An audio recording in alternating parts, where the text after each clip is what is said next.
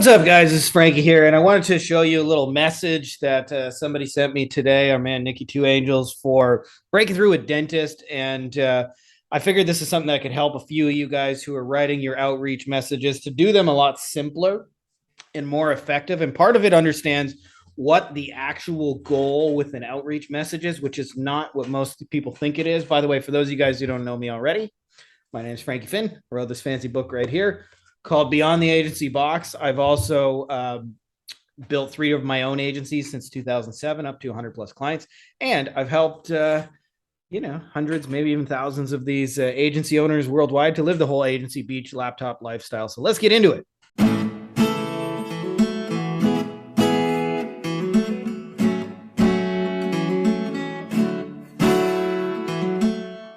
All right, guys. So this is something, by the way, that if you guys want a free copy of the PDF, we have one in the Facebook group right now. I'll try and link it for you guys. Keep it simple.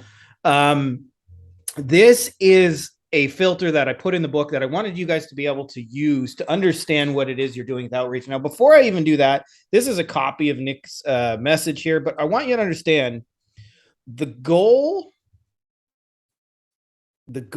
I should say, of outreach message number 1 is not to make sales. This is what most people are trying to do, is they're trying to make the sale in a single leap and bound. Just as, like, if you were meeting a pretty girl or a man you were interested in, your goal wouldn't be to try and like get laid instantly. Your goal would be to start a conversation that moves in the direction of that. So our goal is not to make sales. It is to open a buying conversation. Often I'll tell you my sales when I do outreach, and I do a much higher version of outreach where I'm not just like randomly messaging any lawyer anymore. I'm picking the top people, but I still do some kind of outreach.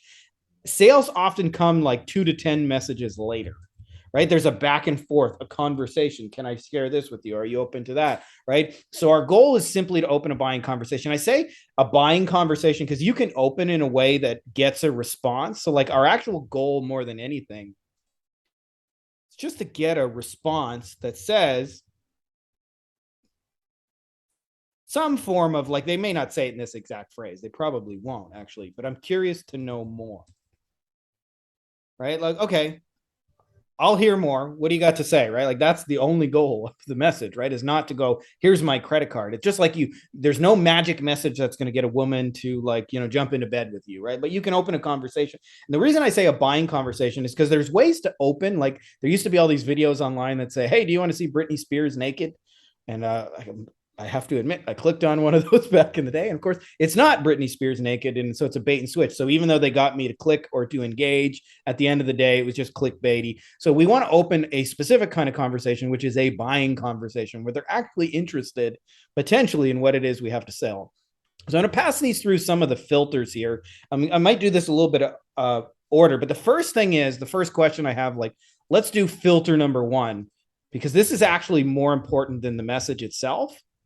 Filter 1 is, are we sending this to dentists that have proven to buy these kinds of things? Because 60% of the success, by the way, is going to come down to this one thing, which means it's not even your message. It's who you send the message to. So if we send this to dentist, like my mom worked for, like, I don't know, 20 years in a dental practice. So it's a niche I know, 23 years, 24 years, something like that.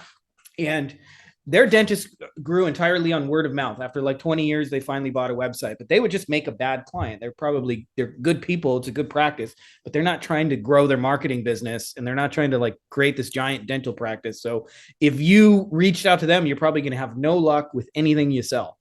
So that's the first filter. Let's look at filter number 2 here. Let's look at, is the message personalized to the specific person we're talking to?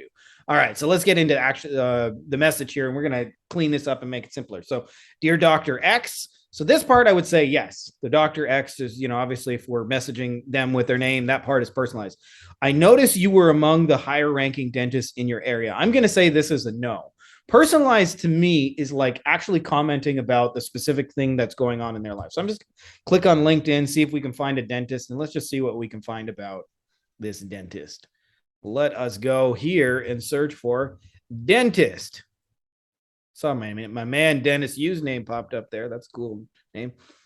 Okay, so Roy Petrus. I don't know Dr. Roy Petrus, but let's just Google him and see what comes up. Actually, I should say let's pre-search him because I'm a crypto guy.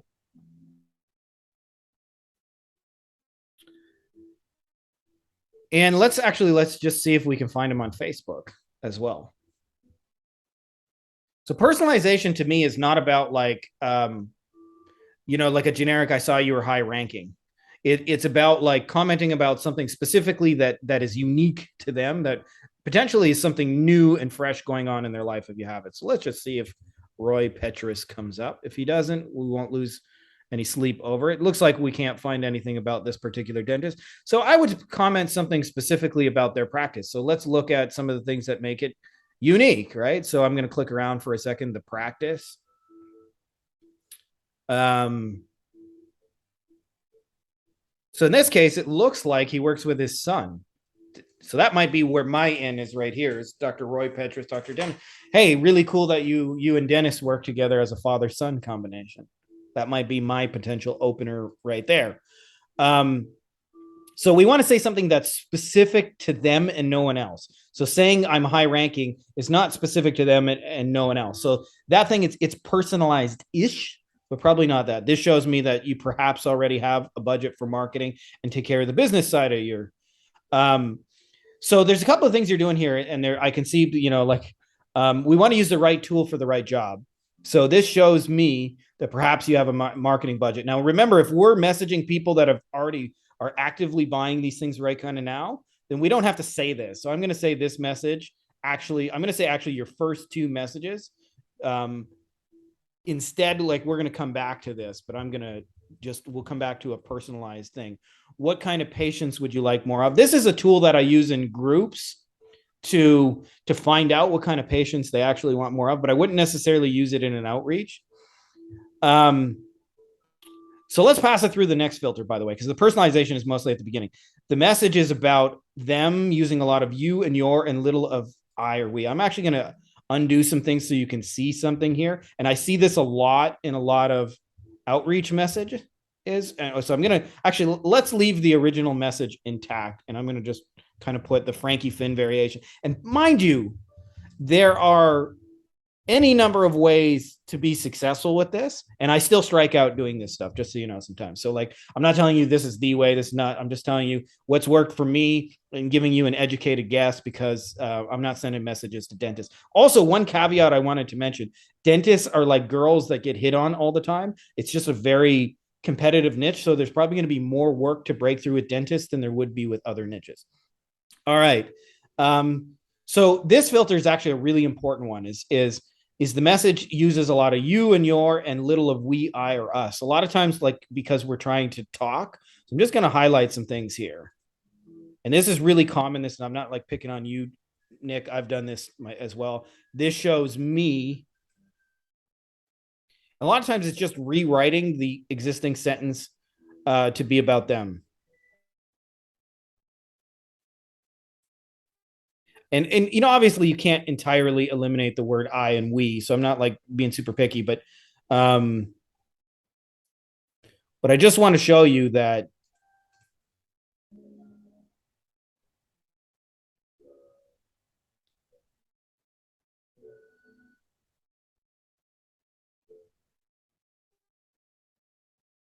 okay, so like the beginning of this message is really all about you. When you say I notice, who's I notice about? Right? Like they don't care about you because they don't know you, right? So we don't want to start messages with we, I, or us, as most people do. We want to start them with you and your. Oh, excuse me. Let's see. Okay, we want to talk about their specific product or service and their specific business. I would take it to another level. So in the case of like the dentist we're talking about here, his practice has a name, right? It's got a Petrus Family Dental, right? So I'm just going to note that and pretend we're talking. We'll write a message for this guy, Petrus Family Dental. I guess that should be capitalized. So 3 things I look for in a message is when I'm like creating these frameworks is I'm like, what am I going to personalize that's about them? Like the more personalized, the better. Petrus. And then I'm going to name their baby. and then I'm going to give them something. And I call this the give versus take offer. So I'm going to offer to give them something that will help them in their journey. And usually, by the way, it's just, hey, I have an idea for you. And I'll come back to that in a second. But let's pass this through the next filter. So does it talk about their specific product or service? I would say kind of. It talks about the veneers. So that is a specific thing they do. So there is specificity there. But at the same time, it doesn't talk about specifically their practice. I know this is just the template. Does it talk about a specific result or a specific problem? I'm going to say yes. Like the veneers are something it does talk about. I'll tell you what'll help you is if you tip your cap a little bit with like how you're going to get them veneers patients. So like, for example, this is in a different niche, but just so you can conceptualize it, I have a friend who was doing something like, hey, we help you get personal training clients and deliver your services online. And they were having a hard time selling it with this message. And what was missing was just like the specifics about how it actually works. And so they changed that to, we help you get personal training clients from Facebook groups and deliver your services over Skype. Almost the same message, by the way, but the meaningful specifics in this case of where we're going to get the clients from Facebook groups and how we're going to actually deliver it is over Skype. Those two things made this message like sell like gangbusters. So in your case, like, how are you actually going to produce the result? So, or the result or the outcome. So I'm just going to pretend, for example, like, let's say you're using TikTok ads. I don't know that you are, but I'm just going to say, for the sake of this example message, you guys get the point. So here's the thing: is it a small add-on? Like, is it a first date, or is this gonna, or does this sound like a take? So you're selling the benefit of veneers. I don't think this is a bad thing per se, but if you nail the offer, they actually already want that thing, so you don't need to tell them why they want it. So none of this is actually, in my way, really adding to you. And remember, our goal is just to open. So this like whole thing is kind of long and wordy, but I think that's actually the next filter. The message is short and conversational. I would say it doesn't pass this filter because, like, if I read this and I'm a busy dentist, this just looks like a big wall of text that I'm not super interested in reading. Is it friendly and casual? I think it's not bad. I'll show you kind of how I would do it using these first three things. So first thing I look for is like, what can I personalize? And I would say, you know, in my case, or in this case, like if we're reaching out to this dentist, Dr. Dennis Petrus or Dr. Roy Petrus, to me, it's like the personalization is really cool that you work with your son, Dennis, right? That's personalized. That would be to no one else. Then I'm going to name their baby. And there's two babies here, which are, they want to sell veneers. And they're also like their dentist, the dental practice has a specific name. In my easiest, by the way, go to give idea, and I don't want you like to take this as a Bible, but the idea is if you're giving something, like don't go, I don't want a bunch of people watching this to go and copy this message. But basically my give offer is like, I had an idea for you. So if I was writing this message, it would look more like this. It would be much shorter. It would be much more personalized to the point. And remember, if they really want veneers, we don't have to tell them why they want veneers because they already want veneers. Dr. Petrus, really cool that you work with your son, Dennis. Had a quick idea for you to get Petrus Family Dental veneers patients using TikTok. Would it be cool to share a 5-minute video with you? That's my whole opener right there, by the way. So part of what makes this work, it's just really short and casual, right? So we're just saying, like, if you break this down, and I'm not saying this is the only way to be successful, but it's just, you know, it's worked very well for us, is That should say your son. Really cool that you work with your son, Dennis, right? Like he knows I'm talking to him by reading that message. That's what's mainly accomplished is, you'd be amazed at like just 30 seconds of research when you reach out to somebody is makes your messages get way better response than like just sending some copy and paste generic shit. Not saying that you're going to do that, but that's what most people do is they send me like a lot of copy and paste messages badly. Really cool that you work with your son. And if we're offering something that they want, in this case, veneer patients, or I might even say a veneer patient, like a single veneer patient, because that might even be more believable than plural, right? And it's more of an intro. Would it be cool to share a 5-minute video with you?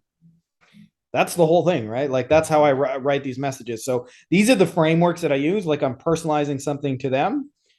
We are naming their baby. In this case, their baby is Petrus Family Dental, and as well like the actual service they sell. So it's like kind of a two-part. It's naming their business and naming their specific service.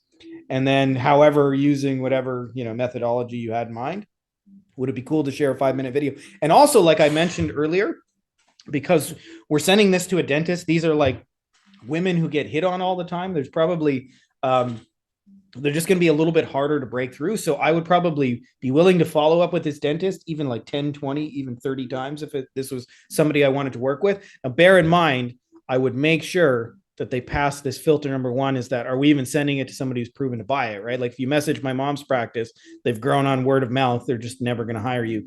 But if you do, like, for example, let's just do a little example Google search. I'll search near my hometown.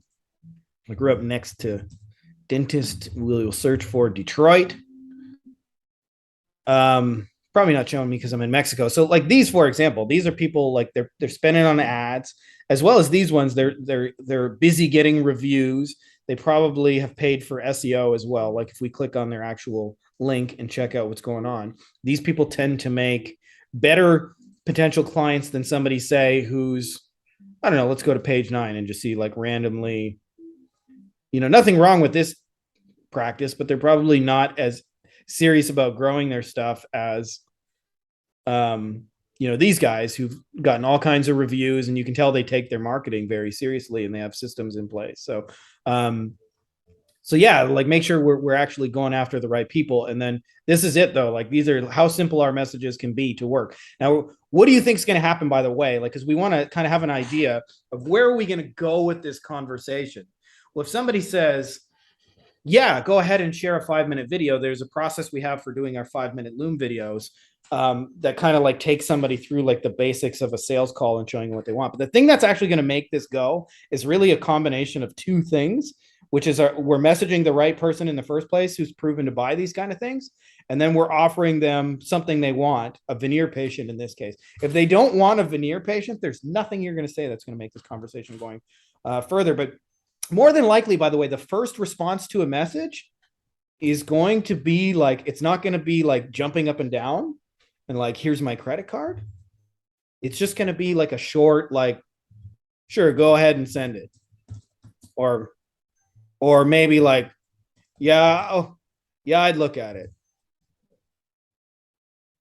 Sometimes even just like a yes, or sure, or okay, right? So this is you're not going to jump into like this giant sales conversation with somebody right away. You got to demonstrate and show them that you want to do it. And that's the real key with these Loom videos that we've talked so much about, is that you demonstrate that you actually know how to bring them this result and like what it'll actually look like for them.